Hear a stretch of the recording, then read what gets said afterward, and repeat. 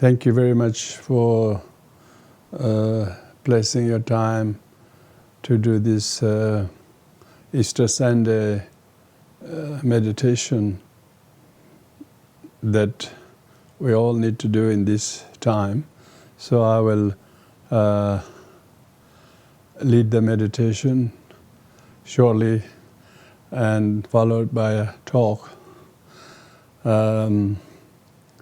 If you have just joined in, take a comfortable posture, try to sit somewhere quietly and bring your thoughts and most importantly good intention of wanting to do the meditation. As meditation means being with, you have to be with the good that your heart rests peacefully in, because often our mind is agitated and troubled and fearful and anxious, particularly in volatile times like this. So it's very important to do the meditation.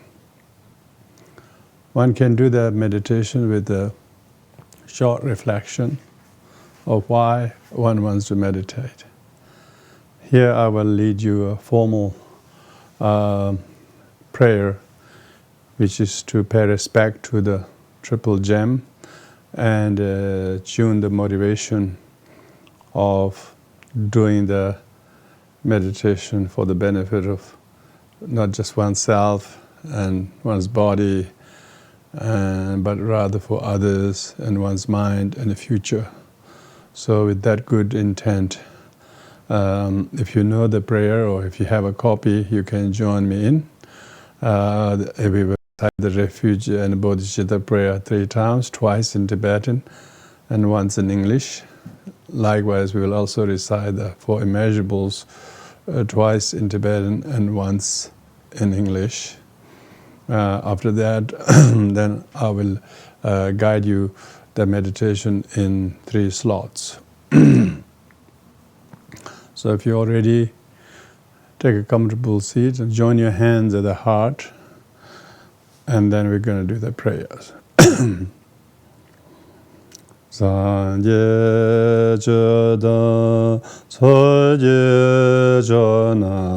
La Chanju Badu Dane Jazoje Dage Jinzoje Besana Yendro La Benje Sanjendro Barajo Sanje Choedak Zoje Jona Chanju Baradu Dane Jazoje Dage Jenye Jebesanama Yendro La Benje Sanje Rabajo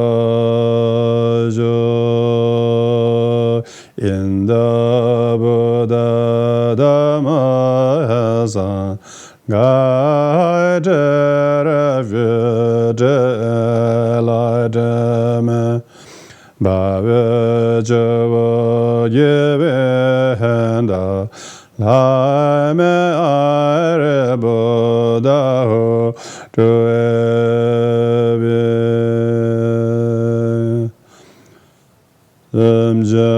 Damje Dewa Dan Deve Juda Dembara Juroije Dunga Dai Dunga Je Juda Dawara Juroije Dunga Me Be Dewa Da Me Dawa Juroije Nyere Jadai Nyedai Nrave Dai Nyalai Nebar Choroje Semje Damje Dewa Dai Deve Judai Dembar Choroje Dunga da dunga je juda chawara juro je dunga me be dewa da me dawa juro je nyere ja da da jave da nyala nebar juro je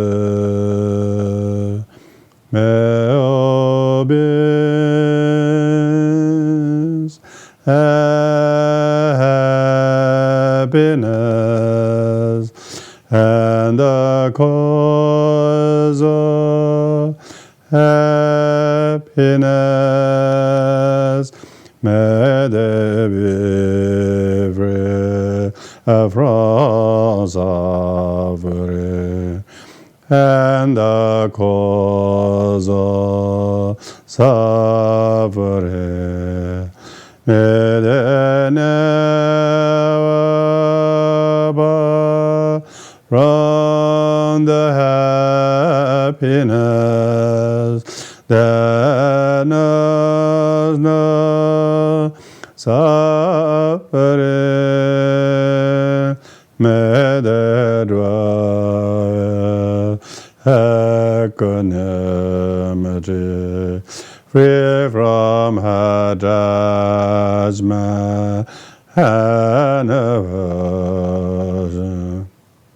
to those near and far.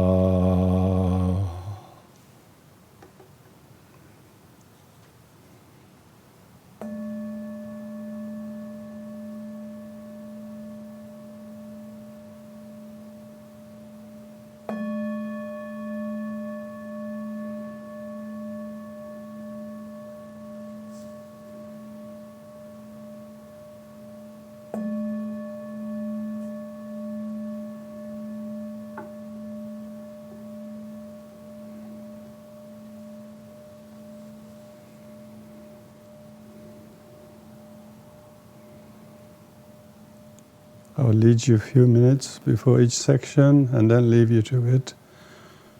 Now sit comfortably in the correct, peaceful posture where you bring your attention to guard and guide the posture to consciously position the body from your feet, the ankles, knees, your lower back, and two hands on the lap.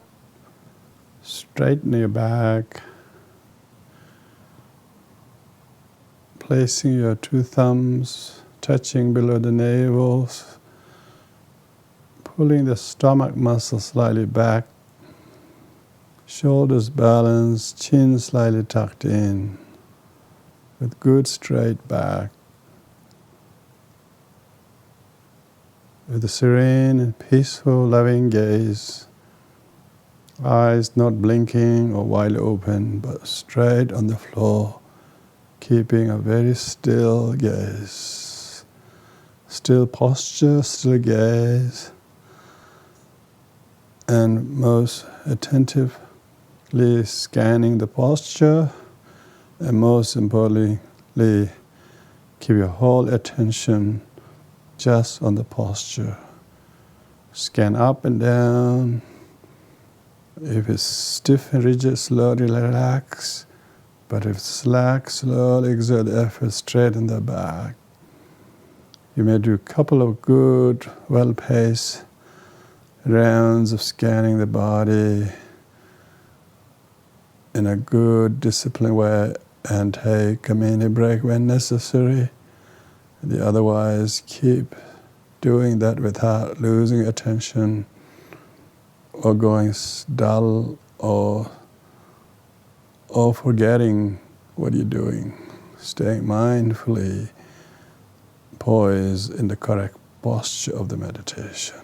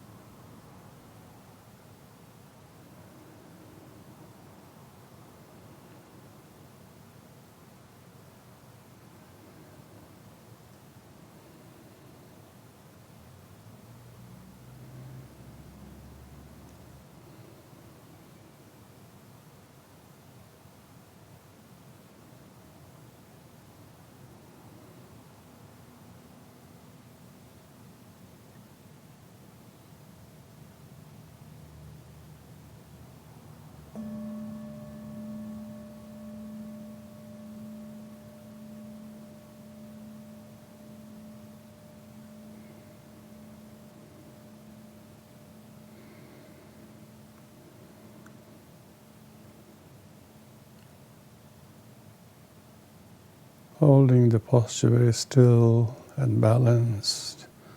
Now focus your attention to the breath. As you start breathing in, do it consciously. Witness the oxygen coming through your nostrils. With that, think that you can bring in all the good, like peace, discipline, courage, something positive. Inhale.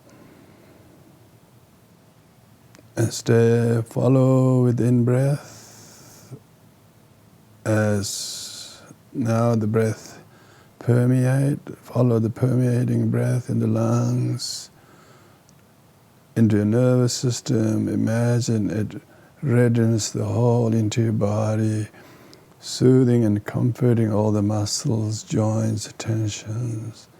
With that, totally irrigate your mind, water your body with the in-breath oxygen. And then as you exhale, consciously breathe out. As you breathe out the carbon, let go any tension, sadness, fear, difficulties in one good out breath. With that, delegate the exhalation.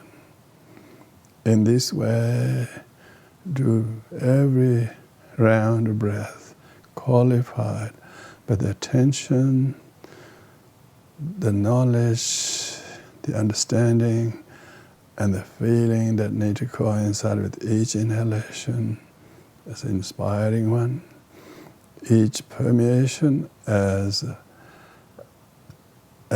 rejuvenating feeling, each exhalation as a sigh of relief.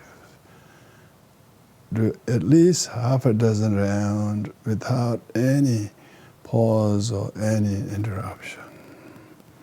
After every 6 rounds, take a mini break to brighten your attention and improve your posture, and then again go back to another bout of 6 good qualified rounds of breath.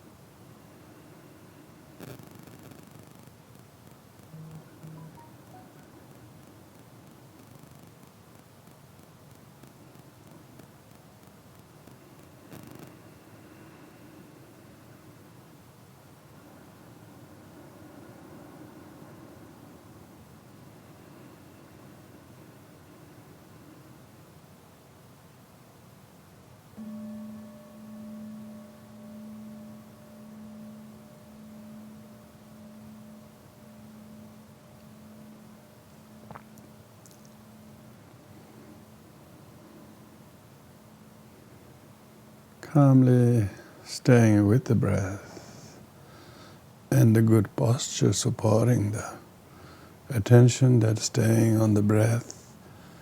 Now stay on the breath, but this time try to upgrade your attention to be able to count each round and try to aim to do, say, 15 rounds without any losing the count or interruption.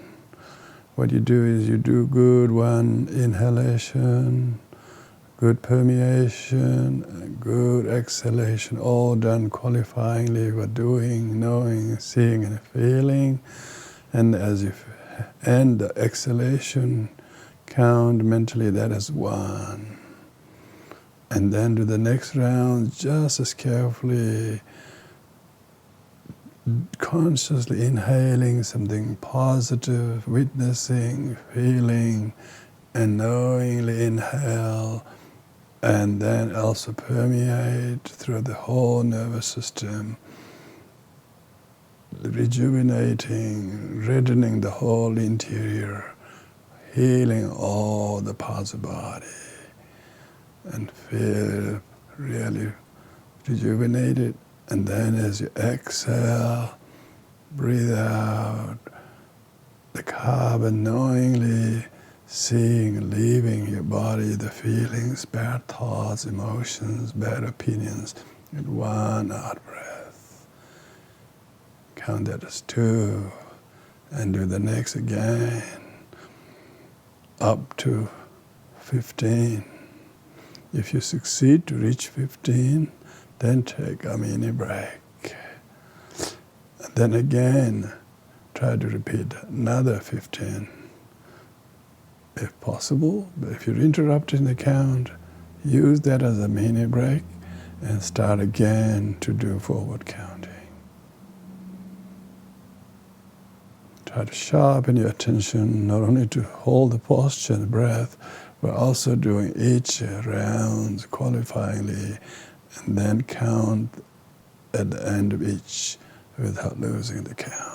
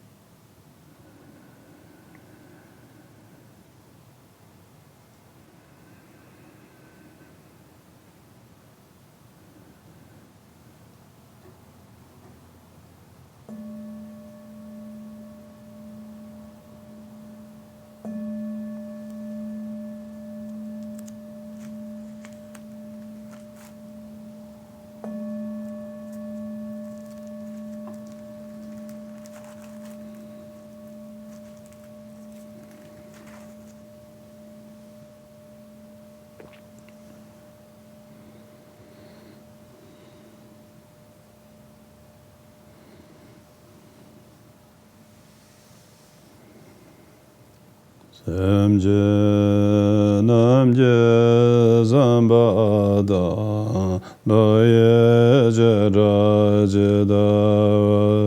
jeja damo debaye jengolo godozo according to the intelligence hybrid position of it, the Yadandharama Agrela Hankama Vigo.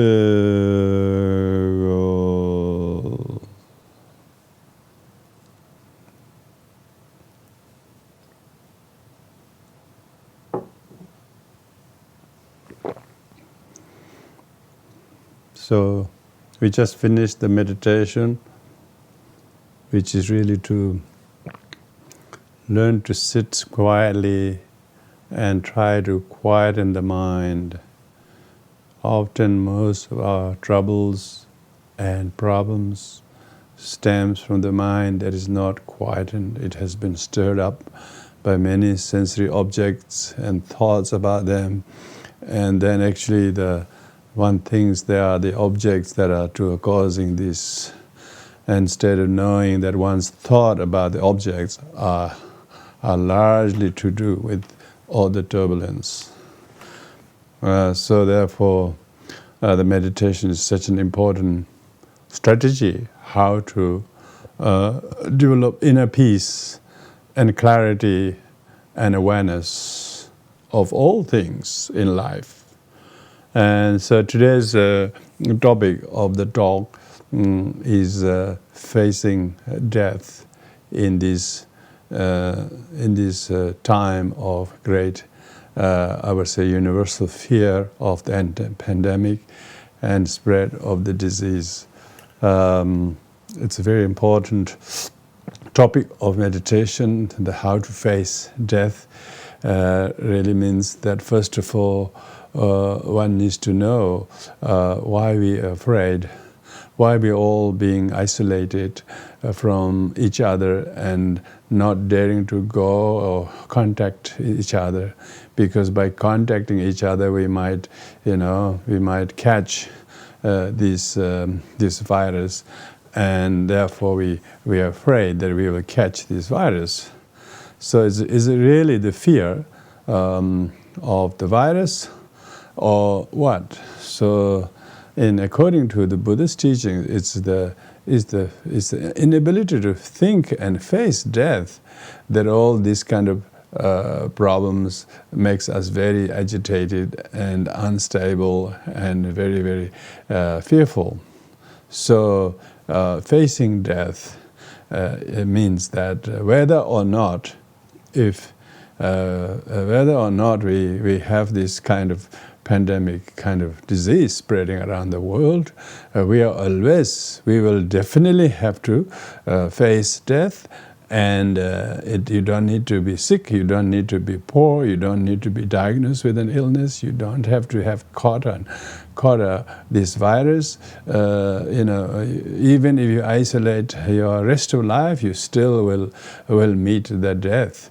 So when one's karma and lifespan and merit, these three becomes triply exhausted. When all of these three become exhausted, which is inevitable, it's just like a lamp that has a fuel and a wick and a secluded place where it can burn. So sooner or later the fuels run out, or sometimes the wick is too to a week, and maybe there are wind or other things can cause the blowing out of the lamp. So even if there's some oil, that still can go off. So when we are fearing of this, the death is mainly because when we have to see what is the benefit of fearing death. If you succeed to avoid it, and there are cases, and there are people who have avoided death, and they have found somewhere in the mountains or deep in the ocean beneath, or somewhere some secure place where they can go and where death will not touch them. We can do that. It looks as though we are now, as long as we stay home, we are safe. We are safe, and we are catching the disease. And from the point of view of likelihood of catching the disease, that's a very good precaution, and that's what probably will help enable people to what they call even the curve. But even however flat the curve is, we will still die. Even without the virus, we are still walking towards the inevitable death. So why we have to talk about death is because when we don't accept death, when you deny death, you are angry that you will die, you try to bargain at all costs, and you will end up not accepting that. And this rejection of reality is making the person unable to live. So in almost death, better to face death facing death is better than living with great fear and anxiety. If fear is based on this ignorance that as if death will not happen. If one considers that death is going to happen, then you need to make plans how to meet that without try to avoid it. When we try to avoid, it accrues demerit. It's like a debt that you owe somebody, and instead of paying the debt, you try to avoid the person, you try to avoid the condition that we avoid, and the demerit will keep accruing. So therefore, one has no time to actually enjoy not paying debt, because one is constantly havoked by as one is going to be sooner or later caught. So death is therefore not avoidable by fearing it.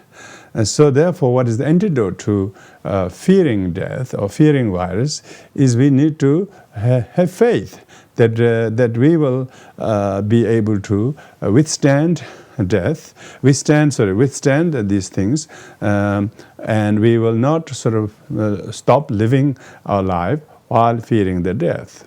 Of course, if you succeed to avoid catching the disease, you can, but still you can't avoid catching the death. So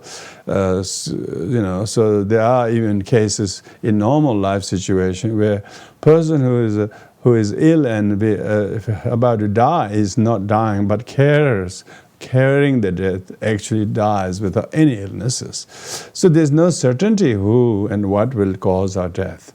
But there is a certainty that we will die with or without any diagnosed illnesses or even pandemic like this. Because of that, when we talk about facing death, means we have to have confidence how best we live while we have the duration to live. And that is by being able to be to know that how to embrace death, how to make a plan that I'm going to die one day, and so therefore I will start living, and so therefore one does not plan as though you're going to live indefinitely.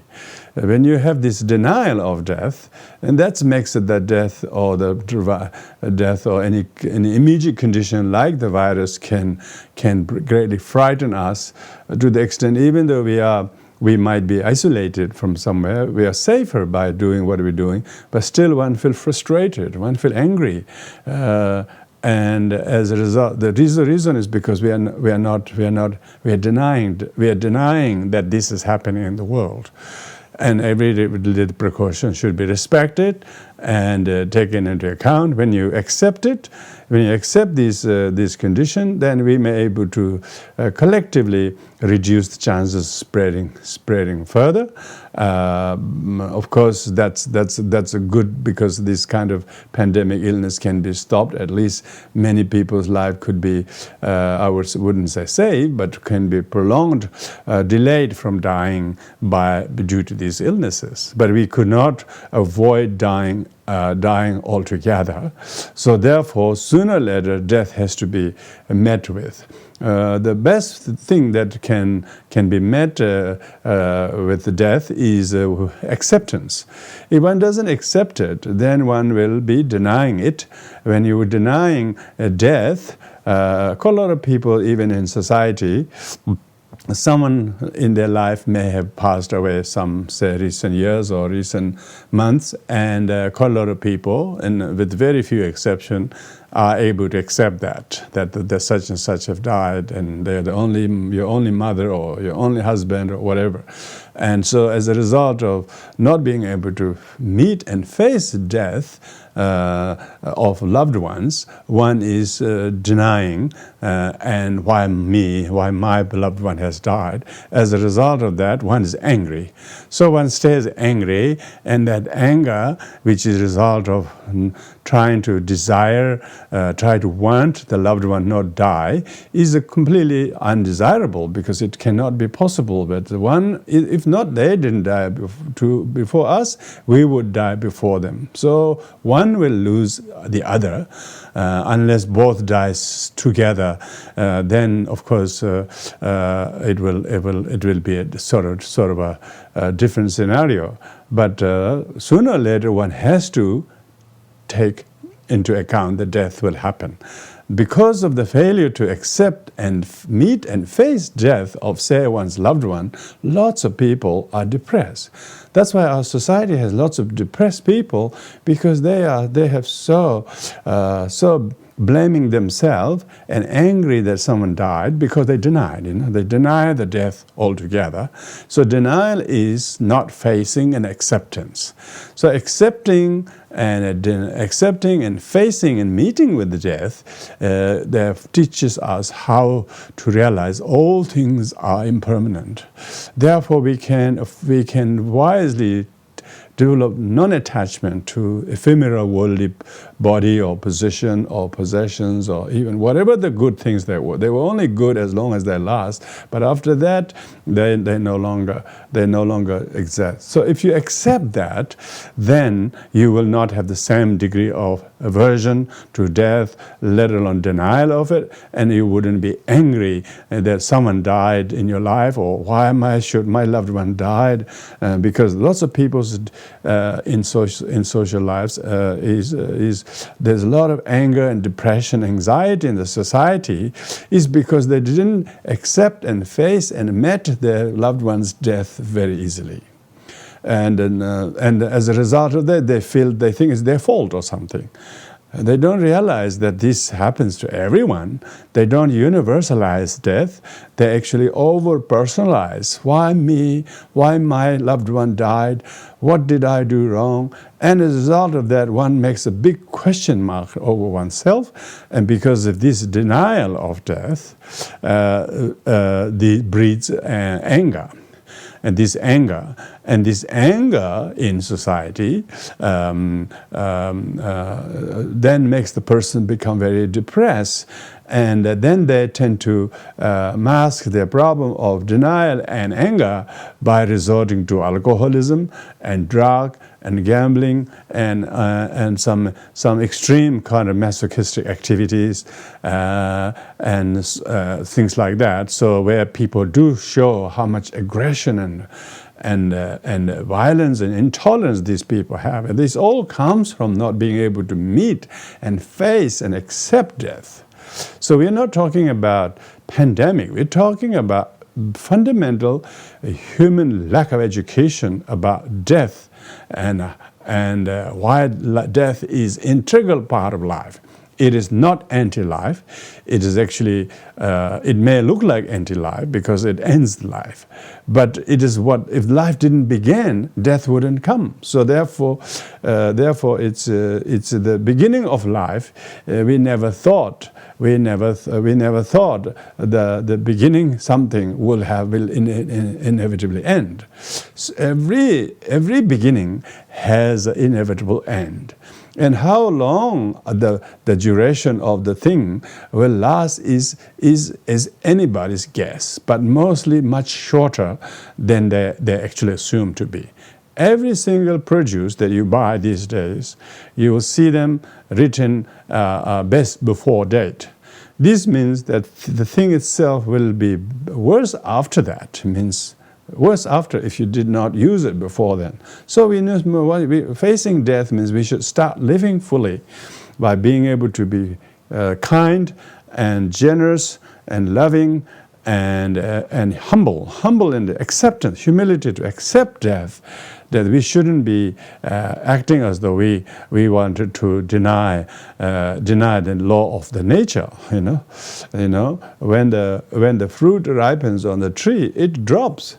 It wouldn't wait until the farmer comes and pick it up. Fruit drops. Most of the fruits get dropped and go wasted. So we have to live our life like a fruit before it drops. And instead of denying the possibility that we will drop. So therefore, if you don't want the fruit to drop, it should be picked before it's too late. So that means we have to start living now by not denying and rejecting and being angry to death and some immediate causes like the virus. Sure, some immediate causes of death can be prevented. Like the virus, by isolating and so on. But some people whose karma, merit, and lifespan's exhausted, they will die without that kind of virus, or in an attempt to save somebody who has this illness, they themselves die. As we know, in this pandemic situation, instead of being so negative about how many people have died because of this, we should see how many nurses and doctors are the true soldiers of peace who sign up and willing to put on their uniform and go to work with the people who are sick from those diseases. These are true humanity. These are true bodhisattvas.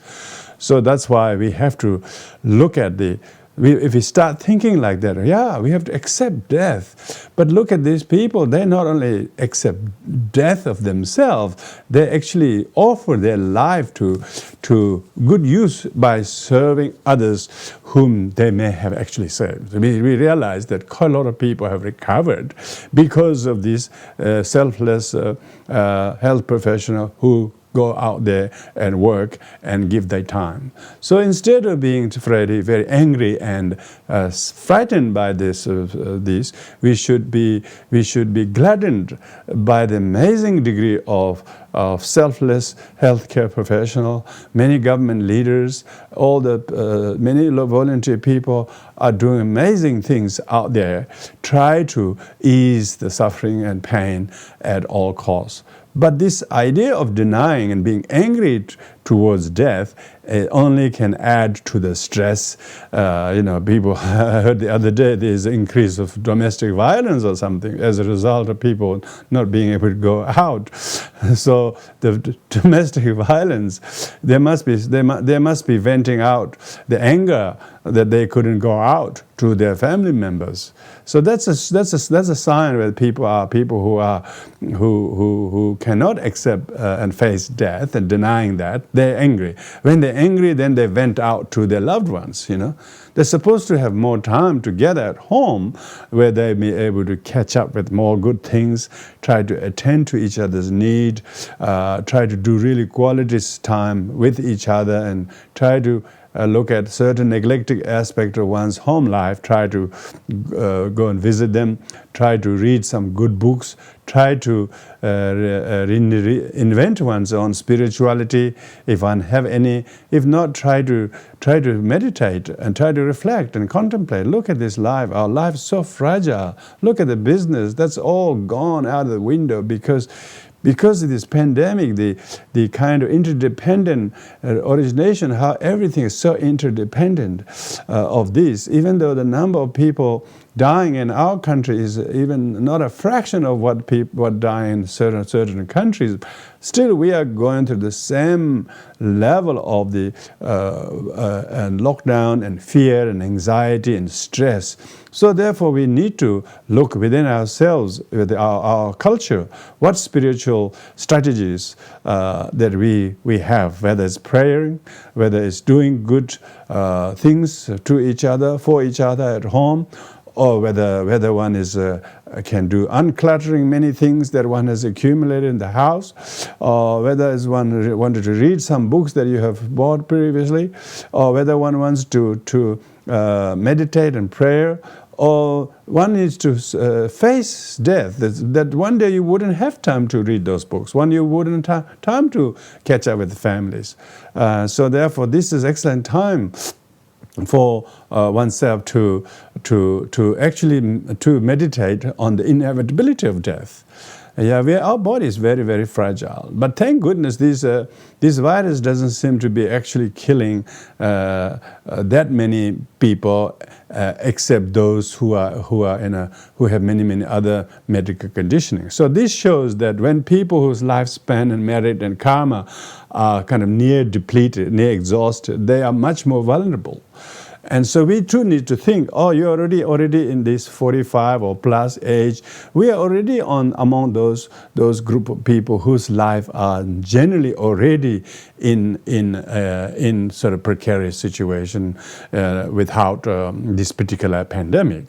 Even wanting to travel overseas, the doctors always check what age you are, what health conditions you are, because that shows that you are your whole inevitability of a death and a condition caused by a long travel or long journey may make yourself less kind of appropriate to travel. So that shows that we are very, very fragile, and death is not something you can avoid, let alone deny. And being angry at our death or someone else's death is only going to make ourselves more aggressive and not thinking sanely and clearly. So therefore one needs to meditate. Meditate means spend with certain thoughts that death is certain. And death will happen without any diagnosed illnesses. Death will happen without being old or poor or sick. And many people die not by natural death. Many people die of tragedy, violence, accident, thrill-seeking activities on holiday. This shows that how ill-prepared most people are because they have not been scrupulous in terms of avoiding tragic and violent death. If they really wanted to accept and face death, they need to consider how to avoid certain dangerous activities. And instead of being angry at death, one use the death as an excellent opportunity, the inevitable death as an excellent opportunity to thank each other, reconcile the difficulties that one has not resolved, and offer apologies and forgive others, and give the very good things that you have in life, share them with your loved ones before it's too late, and instead leaving at the last minute. If you start doing that, then you are actually planning the inevitable. When you're planning the inevitable, you're not rejecting or denying it. When you're not rejecting, denying it, you're not angry that it will happen. When you're not angry with it happen, you are very humble that you will actually accept. So meditation in Buddhism requires people to deliberately meditate on what we call law of impermanence, how everything from between matter and consciousness, how everything that are made or created are impermanent. Impermanent means change. Change means it will not stay the same. How many things in your life, whether it's your job or whether your relationship or whether your health or whether your financial position or whether your nature of things have changed and have not remained the same?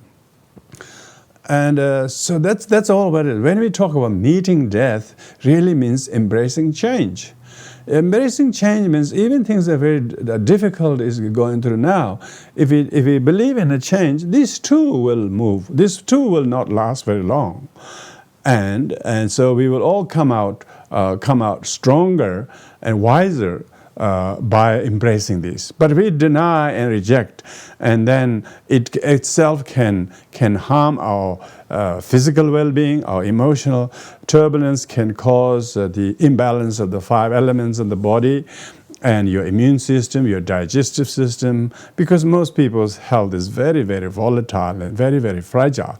It could be upset by exposure to either the kind of extreme weather or extreme conduct or extreme food, or most dangerously, bad thoughts. Negative thoughts can greatly harm your immune system and then makes it very, very difficult. So that's why it is very, very important to realize and take a stock of how many people in your life of your same age or a few years older or many years younger than you have passed away. And then just look at those figures in your own life, and how many have died because of illness, how many died naturally, how many died in accident, and so on. When you'll be surprised how many people in developed nations die due to violence and accident by engaging in some unscrupulous activities or thrill-seeking activities.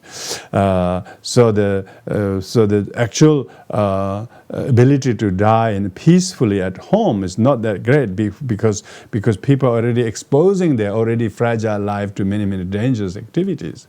Of course, this kind of a fear of a pandemic is real. Why? Because death is real. And not because pandemic fear is terrible, no, because pandemic fear will come and go, but still we will die. Even though we will come out, we will be, maybe we are diagnosed with the virus in a couple of months' time. We might even recover from, we might be a high percentage among whom recover, but still that doesn't mean you will not die. You probably could die by tripping over or something like that. So therefore, death is more certain than the harm or damage this pandemic flu will cause. So when you have this, there's a really broad understanding of the inevitability of death and uncertainty and impermanence of everything. So when you know that impermanence of everything is understood, you can meditate. Everything is impermanent. Nothing will last long.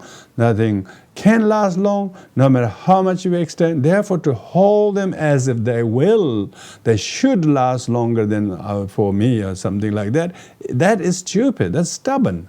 This causes all the sufferings and all the heartaches, all the disappointment, all the anger is because people never knew this law. In Buddhism, the law of impermanence is already the law of everything.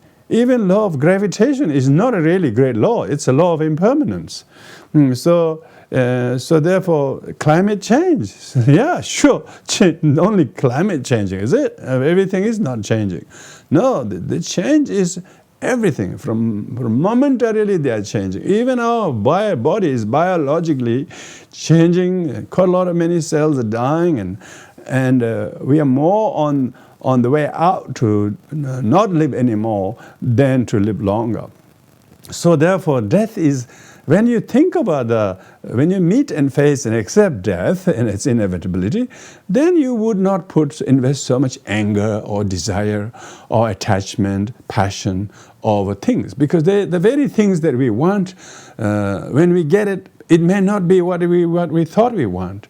when we get it, it no longer is, or appears to behave the same thing we thought it was. Why? Because things are impermanent. The value of things changes, validity of things changes. Our own interest is just as much as volatile and changeable. So because of that, whether it's outer material inanimate object or our own animate consciousness, everything is impermanent. When everything is impermanent, then the very object that you're angry at is also no longer the same to be angry at or angry about. But yet people think, yeah, there's such and such people did this to me, or even that is only alleged. But they think it's the same person staying same. No, when by holding such ill will and resentment, it only makes oneself vulnerable to become more sick than any virus could cause.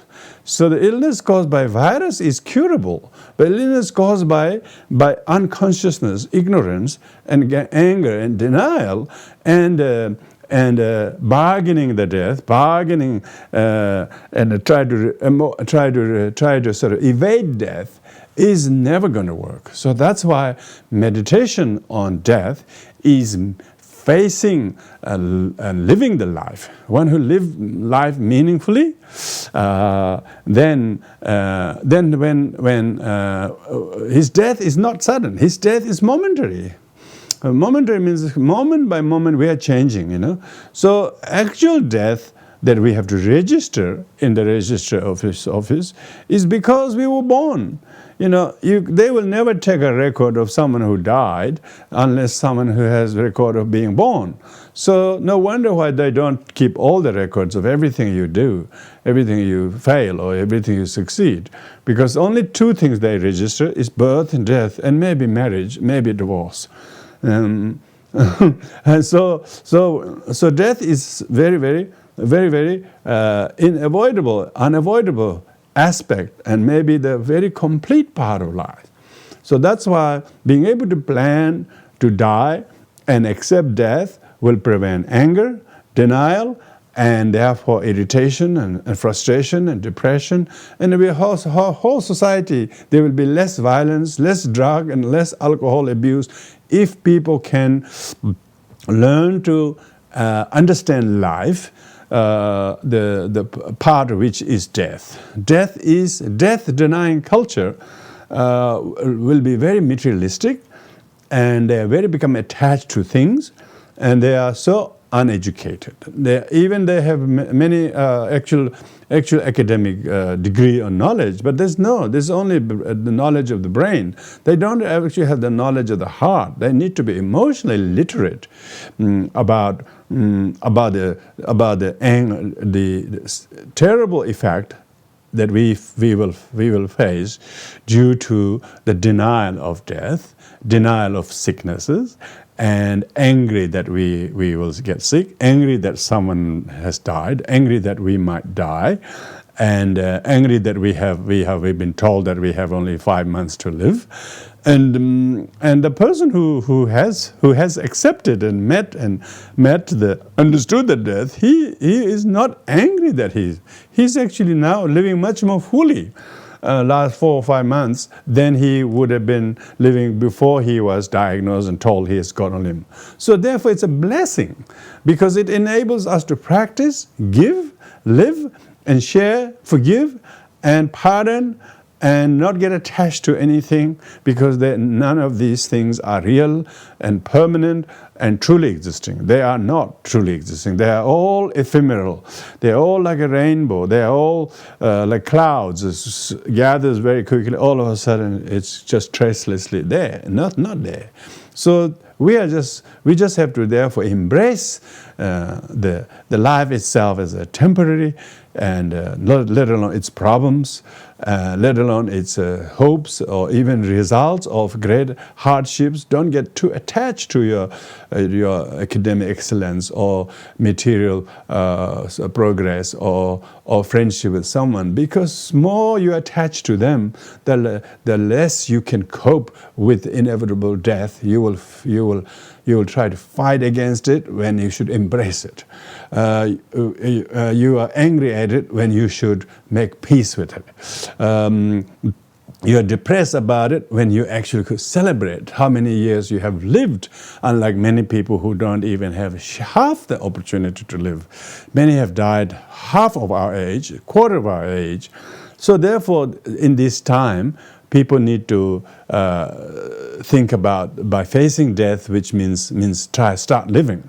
How do you live? Rejoice the people in the front line, healthcare professionals, and so many thousands of people who are selflessly giving their time and energy to help those who are suffering from these illnesses, as well as many life-threatening illnesses.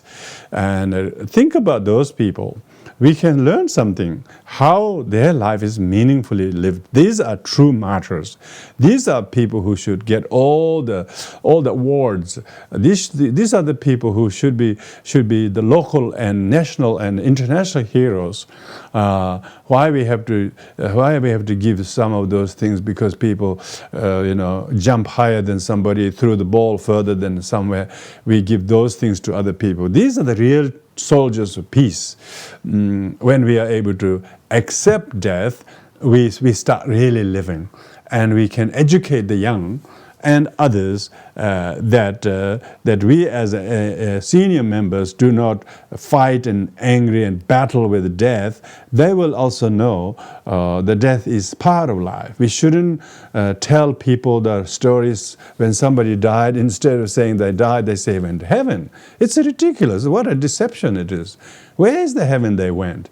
If you say they died because they're just like a plant, the plant died in 5 days' time or a few weeks' time. Likewise, parents died. It's good to tell them. Don't try to avoid telling them from death, as it's too morbid a subject to talk about, as it is part of life to talk about death. So we have to talk about death and dying as much as life and living. When we do that, what it will do is we will have less kind of anger and denial of death, let alone trying to bargain, let alone try to avoid. People will actually be less attached to things, and duration of the problem will be much more shorter. And you can shorten the duration of problems, let alone the intensity of the problem. And all the emotional, psychological, social problems comes from people clinging onto things as if they are going to last forever or permanent. And so that's why we're not talking about kind of health crisis. We're not talking about financial crisis. We're talking about life crisis, not because of this pandemic, because we don't educate ourselves that death is inevitable, and therefore we should not treat it as a morbid subject. That we should bring out right from the beginning that death happens because of the individual person's karma, lifespan, merit. If these three are exhausted, then they will die. Otherwise, even if they did catch the virus and suffered maybe 10, 20 days in the hospital, they still come out recover. So if their karma, lifespan not exhausted, even virus like this will not kill. But if those people whose karma, lifespan, merit are exhausted, they don't even need this virus. Their death could be caused by shark. Yeah, somebody got mauled by a shark. Yeah, he thought he was too young. He could go and kill a shark or whatever.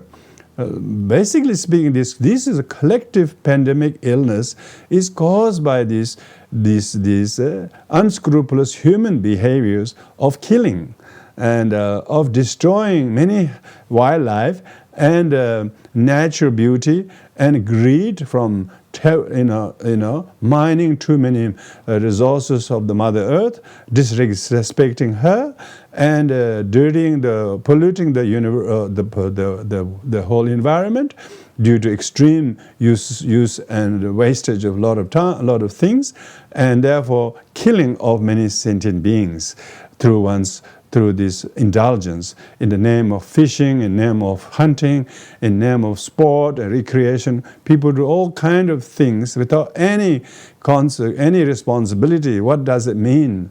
Collectively, this is a result of violence and aggression and greed and attachment. So that's why when one can embrace the nature of, if one does not hesitate killing wildlife to make a soup, to kill them, so that we can have the bone as something or skin, we do that. But that what would the animal kingdom will call that? That's a pandemic of what? A human aggression, human domination, human aggression and greed has completely killed the wildlife, destroyed the wildlife.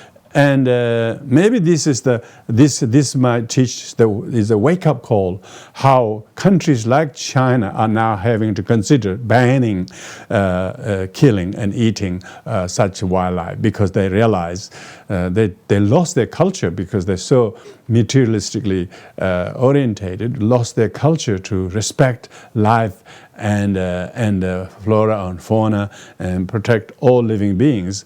They don't, because human beings, they think they can do whatever they like without any regard for the peace and tranquility and life of other living beings like birds and bats or whatever the animals that human beings go and hunt and kill and fish.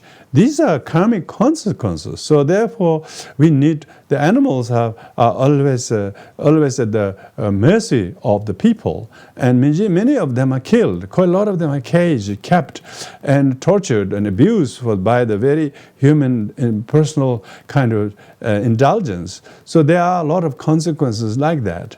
So therefore, it's very important to not only see death happening every day, but to not become directly engaged to causing death of others if you so much treasure your life. Every life is precious, and if yours is very precious and you want to live a bit longer without have the danger by the pandemic, then we shouldn't indirectly cause the pandemic by greed and aggression and violence. So therefore, this probably has a lot of lesson for us as a whole humanity needs to learn. That's why meditation and reflecting on these topics and to realize the inevitability of death and will enable us to let go and forgive and not cling and grasp to things as they last forever. They don't. Even ourselves are not really really going to last long. We are always changing. We never were the same person biologically, physically, emotionally, intellectually, and we no longer are. We no longer will be. So only parting between the consciousness, the breath, and the warmth of the body, warmth from body, and when the soul, they call soul, then we call it death. But otherwise, that kind of deterioration of the body and warmth and consciousness is already happening. A lot of people can't even enjoy some drinks or food or whatever because their senses already become somewhat sort of depleted by the overusage. And they're just dying. It's just like a plant. You can see, its branches are falling off, and other branches is only a little bit of left. So like that, we should not be too arrogant as we are some immortal bigger. We are all mortal entities, and so the meditation and particularly watching the breath is very clear sign that our life is a miraculous gift, and then when it could easily abrupt an end, that we breathe in and we can no longer breathe again. That's what the famous Indian master Nagarjuna said. Isn't it wondrous that we have time to wake up in the morning, still breathing after having gone to bed last night, when life seems to so fragile and delicate. So therefore our life is very delicate. So we cannot pretend it to be strong and everlasting. It's never made like that.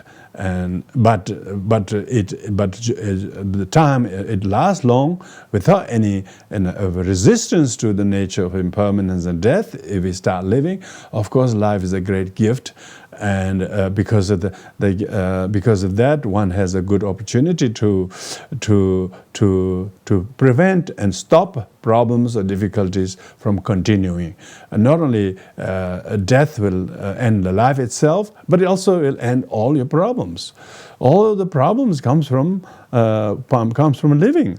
And so quite a lot of they say that as a result of people staying home, the greenhouse has reduced. There's no traffic, no kind of traffic-related kind of deaths.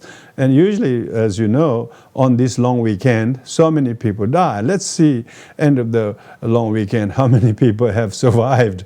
So that shows how much these social distancing, which we call in Buddhism retreat, is a great must for every one of us.